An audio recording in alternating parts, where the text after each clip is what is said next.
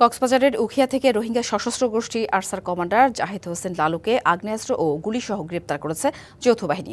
তিনি বান্দরবান সীমান্তে ডিজিএফআই কর্মকর্তা স্কোয়াড্রন লিডার রিজওয়ান রুশদি ও রোহিঙ্গা নেতা মাস্টার মহিবুল্লাহ হত্যাসহ একাধিক হত্যা মামলার এজাহারভুক্ত আসামি। দুপুরে উখিয়ায় সেনাবাহিনী ক্যাম্পে আয়োজিত সংবাদ সম্মেলনে এই তথ্য জানানো হয়। ক্যাম্প অধিনায়ক লেফটেন্যান্ট কর্নেল সাইমন শিকদার জানান, গ্রেপ্তার জাহিদ হোসেন লালু কুতুপালং ১ নম্বর রোহিঙ্গা ক্যাম্পের বাসিন্দা। সকাল ৭টার দিকে সেনাবাহিনীর নেতৃত্বে একটি যৌথ দল অভিযান চালিয়ে তাকে গ্রেপ্তার করে।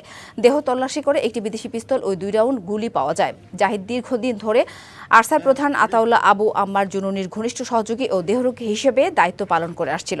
তার নেতৃত্বে রোহিঙ্গা ক্যাম্পে হত্যা, অপহরণ, চাঁদাবাজি, মাদক ব্যবসা, অগ্নিসংযোগ সহ বিভিন্ন সন্ত্রাসী কার্যক্রমের অভিযোগ আছে।